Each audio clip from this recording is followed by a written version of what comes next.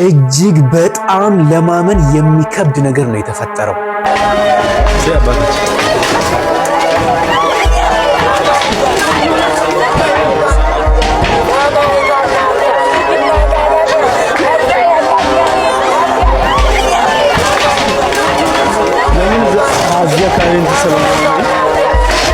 ለመሆኑ በአሶሳ ኦርቶዶክሳውያን ዘንድ የተከሰተው ጉዳዩ ምን ይሆን? መልሱን በዚህ ቪዲዮ መጨረሻ የምታገኙት ይሆናል።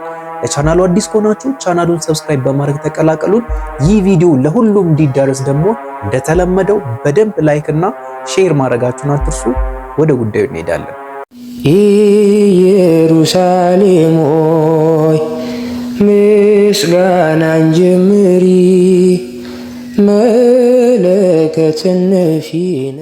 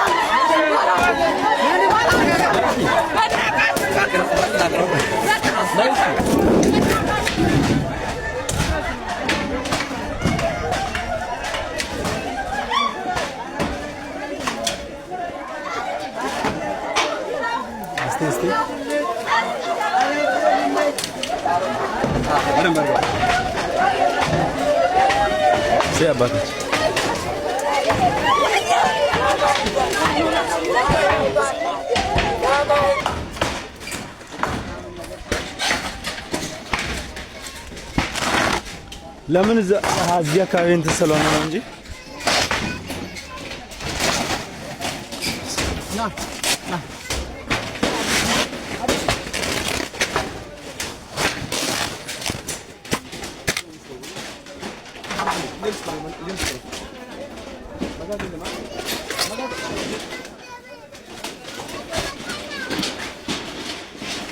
እዩት እንግዲህ ይሄ ጸበል ቤቱ ያለው ነው።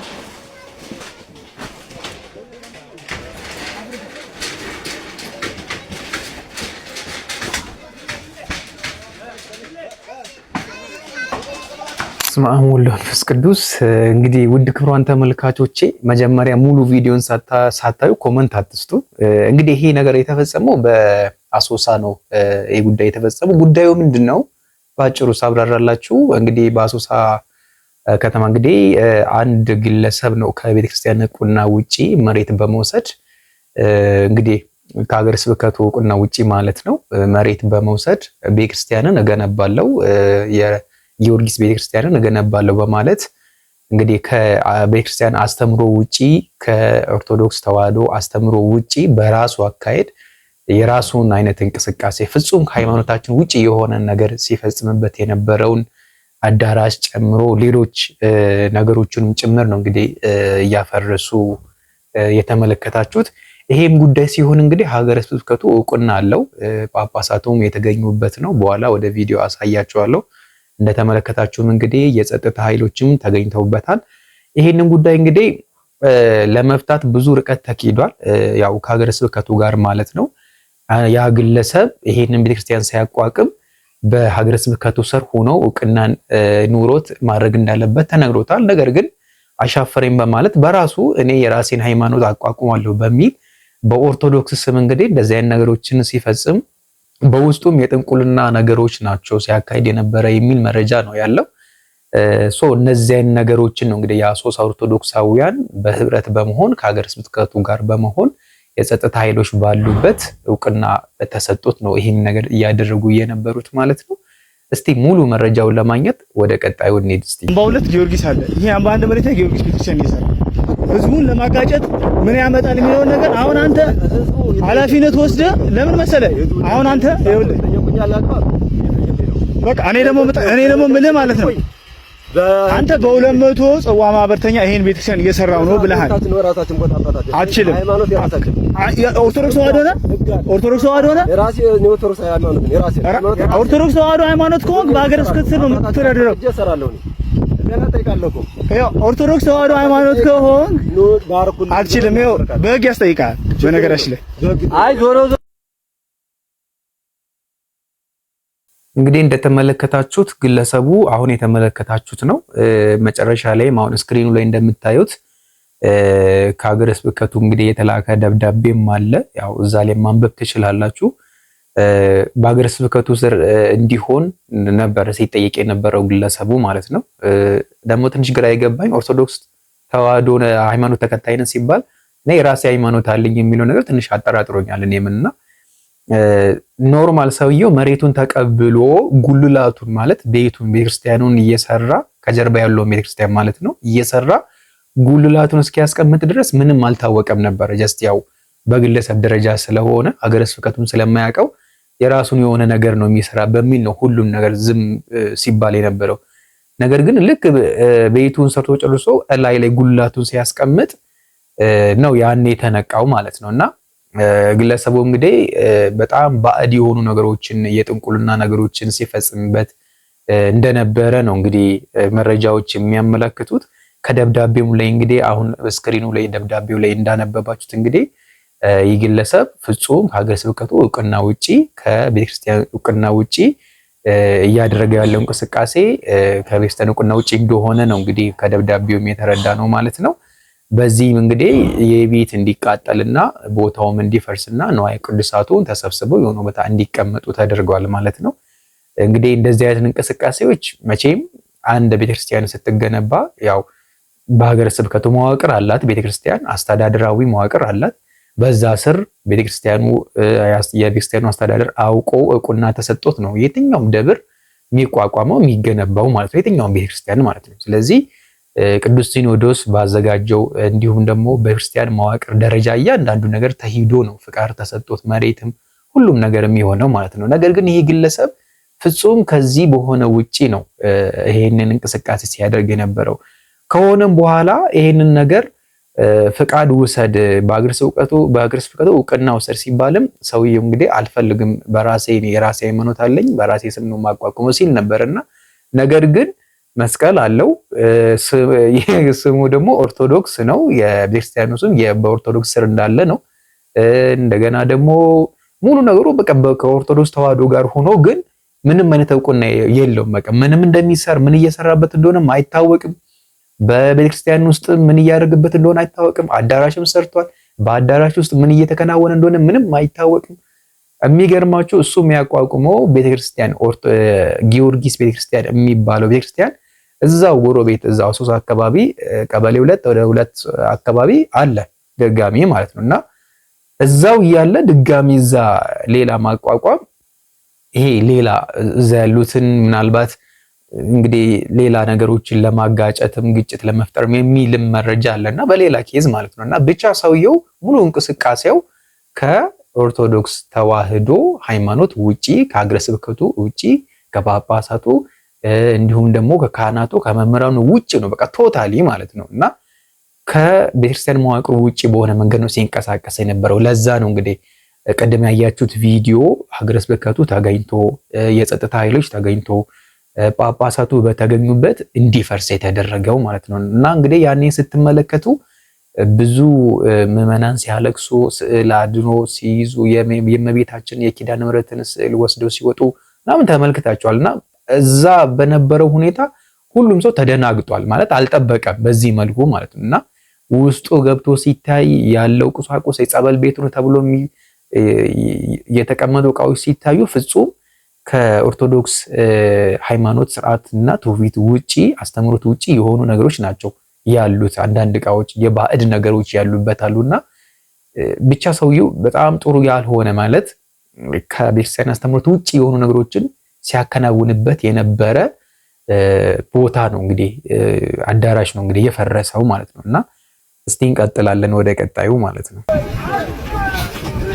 በ200 ጽዋ ማህበርተኛ ይሄን ቤተክርስቲያን እየሰራው ነው ብለሃል። አትችልም። ኦርቶዶክስ ተዋህዶ ነው። ኦርቶዶክስ ተዋህዶ ነው። ኦርቶዶክስ ተዋህዶ ሃይማኖት ከሆንክ በሀገረ ስብከት ስር ነው የምትተዳደረው። ኦርቶዶክስ ተዋህዶ ሃይማኖት ከሆንክ አትችልም። ዲል የሚፈልግ ሰውዬ በራሱ አዳራሽ ተጠቅቄ ነበር። አሁን ደግሞ ይባስ ብሎ እንዲያድርጎ ቤተክርስቲያን አስመስሎ ሰርቶ ህዝቡን ኦርቶዶክስ ተዋሕዶ ሊያወናብድ የነበረ ከላይ ጉልላቱን አንስተን ቤተክርስቲያን የሚወክል ነገር የለም። አሁን እንደዚህ የሚቃጠለው አውሳ ላይ ማንም ሰው እህተማርያም ምናምን አስመስላችሁ ሌላ ቦታ የለምዳችሁ እኛ ጋር አይሰራም። እንደዚህ አይነት ነገር ዝም ብሎ በራሱ መሬት ላይ አዳራሽ ሰርቶ እዛ ጋር ጸበል መጸበያ አድርጎ እዚህ ጋር ሽንት ቤት አድርጎ እንደፈለገ ሲፈነጭበት ነበረ። ከሀገረ ስብከቱ ቢወገዝ ተው ቢባል አልሰማ ብሎ እጅግ በጣም ብዙዎችን የሚያስት የነበረ በተዋሕዶ ስም የሚያጭበረብር አጭበርባሪ ይባስ ብሎ ደግሞ ባለፈው ባሳየናችሁ በራሱ በእግር ቤተክርስቲያን ይሰራ ነበር። እንግዲህ በሀገረ ስብከታችን ትእዛዝ መሰረት እንደዚህ ቦታውን አዳራሽ ሰርቶ የነበረበትን ቦታ አፍርሰናል። ታቦት በሌለበት እግዚአብሔር የለም። ሐዋርያት በመሰረቱት ቤተክርስቲያን ነው ምናምን ዝም ብሎ ማንም ግለሰብ ተነስቶ ቤተክርስቲያን ቢሰራና እንደዚህ አዳራሽ ላይ ቢሰበሰብ በኦርቶዶክስ ተዋሕዶ ስም ከሆነ እኛን ይነካል። ስለዚህ ማንም የፈለከውን በራስ በግል እንደፈለክ ማበድ ትችላለህ። ግን ኦርቶዶክስ ተዋሕዶ ሆነ መስለ እዚህ ተጠግተ ማንም አታረግም። አሰረ እንደዚህ አይነት ነገር አይሰራምና እግዚአብሔር ከመሰገነ ከኛ ጋር ይሆናችሁ። ሌሎቻችሁ ትምህርት ወስዳችሁ በአካባቢያችሁ ኦርቶዶክስ ተዋሕዶ ላይ ተጠግቶ እንደዚህ የሚያደርግ ከሀገረ ስብከታችሁ ጋር በመሆን ከህግ አካል በህግ አግባብ እንደዚህ እርምጃ እንድትወስዱ መልእክታችን እናስተላልፋለን። እናመሰግናለን። እንግዲህ እንዳዳመጣችሁት ነው። እንግዲህ ግለሰቡ እንግዲህ ይህንን ቤተክርስቲያን ሲሰራ እንግዲህ ቤተክርስቲያኑ ባዶ ነው፣ አዳራሹ ባዶ ነው፣ ታቦትም የለውም ቤተክርስቲያኑ ብቻ ምንም በቃ ባዶ ነው። ይሄ ቤተክርስቲያን ምዕመናንን ለማጭበርበር ለማወናበድ ብዙ አይነት እንቅስቃሴዎችን እንግዲህ እንደሚደረጉ ታውቃላችሁ። አሁን በዚህ ዘመን እንግዲህ በኦርቶዶክስ ስም ኦርቶዶክስ ነኝ የተዋሕዶ ነኝ በሚል ስም እንግዲህ ብዙ አይነት ማጭበርበሮች እንደሚፈጸሙ ታውቃላችሁና እነዚህ የአሶሳ ወጣቶች ግን ይሄንን ነገር ከሀገረ ስብከታቸው ጋር በመሆን መጀመሪያ ብዙ ሂደቶች አሉት። አሁን ተነስቶ በቀጥታ በአንዴ እንደዚህ የሆነ ነገር አይደለም። በጣም ብዙ ሂደቶች አሉት ሰውየው እስኪወገዝ ድረስ ማለት ነው። እንግዲህ እስኪወገዝ ማለት ተጠርቶ ለድክላር ለማካሄድ ይሄን አስተካክል፣ መጀመሪያ ሀገረ ስብከቱ ጋር ተነጋገር፣ እንዲህ አድርግ፣ ማስተካከል ያሉብን ነገሮች እንዲህ ናቸው የሚለውን ነገር ያ ውይይት ተደርጎ ከዛ ባለፈ በቃ ያ ኦቨር ሲሆን ነው በቃ የመጨረሻ ውሳኔያቸውና እርምጃቸው ነው ይሄኛው እንጂ ዝም ብሎ ተነስተው ያለምንም ማስረጃና ያለምንም ነገር መረጃ እንደዚህ ያደረጉት ነገር አይደለም እና ከሀገረ ስብከታቸው ጋር በመሆን ነው እንግዲህ ይሄንን ነገር እየፈጸሙት ያደረጉት እርምጃ የወሰዱት ማለት ነው። ስለዚህ በኦርቶዶክስ ስም የሚደረጉ ማጭበርበሮችና የሚደረጉ ማወናበዶች በእንደዚህ አይነት መልኩ ሊከሽፉ ይችላል ማለት ነው። እስቲ ይሄንን ነገር ያለ መረጃ አይደለም እያወራሁላችሁ ያለው የሀገረ ስብከቱ ላይ የሚገኙ ጳጳስ እንግዲህ ተገኝተው ደግሞ ያስተላለፉት መልእክት አለ። ያንንም ተመልክተን እንመለሳለን። አሁንም አብራችሁን ቆዩ።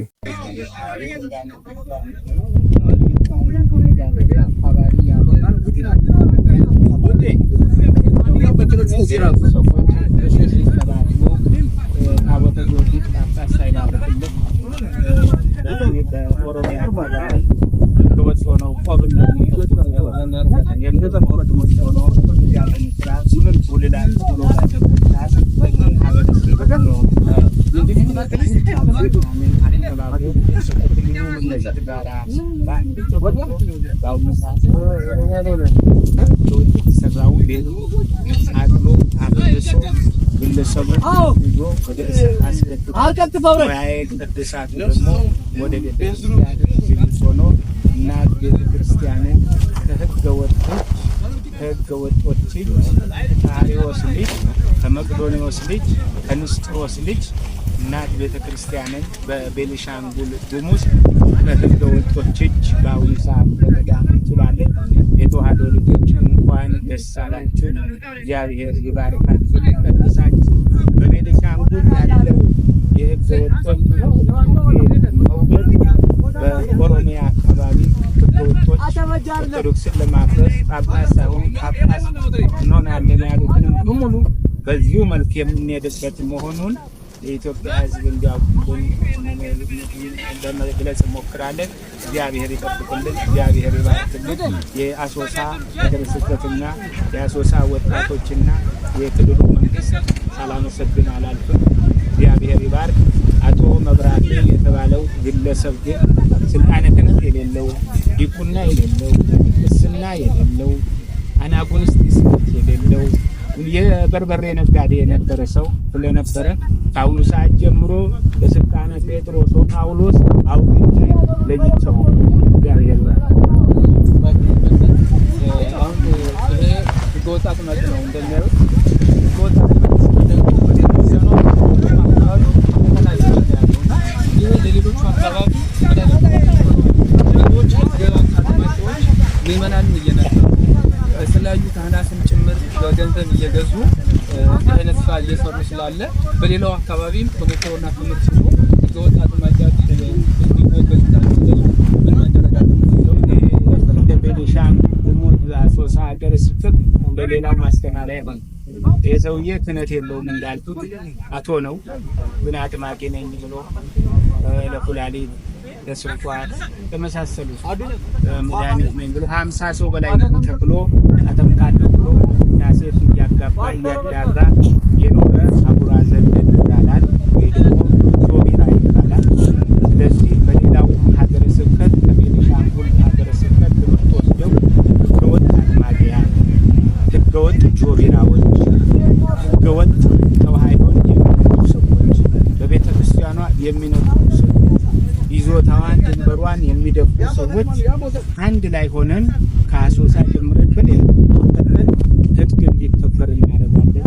ዛሬም ነገም ከነገ ወዲያም የኢትዮጵያ ኦርቶዶክስ ተዋህዶ ቤተክርስቲያንን ያከበረ ይከበራል፣ የናቃት ደግሞ ይናቅ። እኛ የቆምነው የኢትዮጵያ ኦርቶዶክስ ተዋህዶ ቤተክርስቲያንን እናስከብራለን። እቺ ቤተክርስቲያን የሀገር ባለውለታ ነው፣ በኢትዮጵያ ሕዝብ ባለውለታ ነው፣ ልትከበር ያስፈልጋል እንጂ ማንም ንግድ እምቢ ሲለው፣ ትዳር እምቢ ሲለው፣ ስራ እምቢ ሲለው፣ ትምህርት እምቢ ሲለው እየተነሳ ጫካ እየገባ አጥማቂ አስቸጋሪ ስለሆነ ምዕመናን በሙሉ አጥማቂ በሙሉ ባታበሩ ህገ ወጦች ባትወሰዱ መንፈስን ሁሉ አትመኑ ነው የሚለው ሐዋርያው ቲሞቴዎስና መንፈስን ሁሉ አትመኑ፣ አባቶቻችሁን ወቁ፣ የቀደመችዋን መንገድ ጠይቁ፣ የቀደመችዋን ትምህርት ወቁ፣ በሃይማኖታችሁ በርቱበት። ይኸው እንግዲህ ቤኒሻንጉል ህገወጥ ለመጀመሪያ ጊዜ ከኢትዮጵያ ኦርቶዶክስ ተዋህዶ ቤተክርስቲያን ተነጥሎ ቤተክርስቲያን መስርቶ ጳጳስ ታቦት ሳይባርክለት ራሱ ባርኮ አቶ የተባለ ንግድ ስራ እምቢ ያለው ነጋዴ ቤተክርስቲያን ሰርቶ በዚህ አይነት መልኩ ነበር። ወጣቱና ምዕመናኑ ከሀገረ ስብከቱ ጋር አንድ ሆኖ በአሁኑ ሰዓት በማፍረስ ላይ ይገኛል። ይሄ ይዞታውን ደግሞ ተቀብለን አስከብረን ለቤተክርስቲያን እኛ ሌላ በህጋዊነት ቤተክርስቲያን ሰርተን እናስከብርበታለን ማለት ነው። በየሀገረ ስብከቱ በየቦታው የቆብ ሌቦች ሞልተዋል፣ ጆቢራዎች ሞልተዋል፣ ህገወጥ አጥማቂዎች ሞልተዋል፣ ህገወጥ ሰባኪያን ሞልተዋል፣ ህገወጥ ነቢያት ሞልተዋል። ከነዚህ ሁሉ ራሳችሁን እንድትጠብቁ አባታዊ መልእክቴን አስተላልፋለሁ። የኢትዮጵያ ኦርቶዶክስ ተዋህዶ ቤተክርስቲያን ዶግማዋ፣ ቀኖናዋ፣ ስርዓቷ ተከብሮ ለዘላለም ትኖራለች። እግዚአብሔር ይጠብቅ። ክቡራን ተመልካቾቼ እንግዲህ እንዳደመጣችሁት መግለጫውን የሰጡን የቤንሻንጉል ጉሙዝ ክልል የአሶሳ ሀገረ ስብከት እና የምስራቅ ወለጋ፣ የምዕራብ ወለጋ፣ የሆሮ ጉድሩ ወለጋ አገረ ስብከት ሊቀ ጳጳስ ናቸው። ስለኚህ ሊቀ ጳጳስ ችግር የለውም ሌላ ጊዜ እናወራበታለን። ከዚህ በፊት እንግዲህ ብዙ ኦርቶዶክሳውያንን ያስቆጣ ንግግር ተናግረዋል። እንደምታስታውሱት ወደ ኋላ ተመልሳችሁ ቼክ ማድረግ ነው። ብዙ ቅጽል ስምም አላቸው። ነገር ግን አሁን ባደረጉት ድርጊት ላይ በተለይ ቤተክርስቲያንን ይዞታ ከማስከበር የቤተክርስቲያንን ቀኖና ዶግማዋን ስርዓቷን ከማስከበር አኳያ እንደኔ ትክክል ናቸው ብዬ አስባለሁ። ያም ምንድነው ትክክል ናቸው ብዬ እንዳስብ ያደረገኝ ይህ ሰውዬ እንዳደመጣችሁት ምንም አይነት ስልጣነ ክህነት የለውም፣ ህገ ወጥ ነው። እንደገና ደግሞ በአገረ ስብከቱ ስርም መካተት አይፈልግም። ብቻ ሙሉ ነገሩ ማለት ይቻላል ከኦርቶዶክስ ተዋህዶ ሃይማኖት ጋር የሚሄድ አይደለም። ቶታሊ ህገወጥ የሆነ ሰው ነው ማለት ነው። ስለዚህ እንደዚህ አይነት ህገወጥ የሆኑ ሰዎችን ከቤተክርስቲያን ማውጣትና ቤተክርስቲያንን ማስከበር የጳጳሳት የሊቀ ጳጳሳት ብቻ ሳይሆን የካህናትን ብቻ ሳይሆን የሁሉም የምዕመናንም ድርሻ ነው ብዬ ነው የማስበውና በተለይ ካህን ሳይሆኑ ካህን ነኝ፣ መርጌታ ሳይሆኑ መርጌታ ነኝ፣ አጥማቂ ሳይሆኑ አጥማቂ ነኝ በሚል በህገ ወጥ መንገድ ማለት ነው እንግዲህ ከመርካቶም ቆቡንም መስቀሉንም አልባሳቱንም ቀሚሱንም መግዛት ይቻላል አሁን ላይ እንደምታውቁት ማለት ነው። እና በዚህ መልኩ ብዙ ምዕመናንን የሚያጭበረብሩና ብዙ ኦርቶዶክሳውያንን የሚያወናብዱ አገልጋይ ነኝ ባይ መሳዮች የበግ ለምድ ለምሶ የሚንቀሳቀሱ ብዙ አሉ እንደሚታወቀው። ከዛ ውስጥ አንዱ እንግዲህ የግለሰብ ነውና ይህንን ግለሰብ እንግዲህ ከአሶሳ አካባቢ ከሚገኙ ወጣቶች ጋር በመሆን ለወሰዱት እርምጃ ቤተክርስቲያንን በማስከበራቸው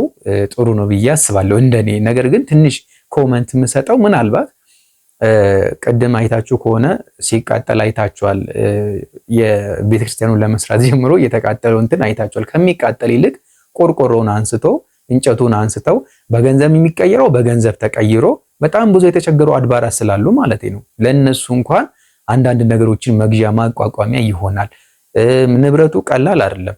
እዛ ጋር እየወደመ ያለው ንብረት ቀላል አይደለም። ከሚወድም ምንም አይነት የጥንቆላ መንፈስም የባዕድ መንፈስም ምናምን ቢኖርበት በእግዚአብሔር ስም ከተባረከ በመስቀል ከተባረከ አባቶች ከባረኩት ምንም ሰይጣን ኃይልና ስልጣን አይኖረውም። ስለዚህ ተባርኮ ንብረቱ በሙሉ ዕቃው በሙሉ ተባርኮ ያ ነገር ተመልሶ ሪዩዝ የሚሆንበት ተመልሶ ጥቅም ለሚውልበት መንገድ ቢፈጠር መልካም ነው ብዬ አስባለሁ። እንደኔም ከሚቃጠል ይልቅ ከሚወድም ይልቅ በገንዘብ የሚቀየረው በገንዘብ ተቀይሮ በገንዘብ የማይቀየረው ደግሞ ለሌሎች አድባራት በድጋፍ መልክ በእርዳታ መልክ ቢሰጣቸው ቀላል አይደለም። ምክንያቱም አሁን ላይ የተለያዩ ገጠር አብያተ ክርስቲያናት በጣም የተቸገሩ አሉ።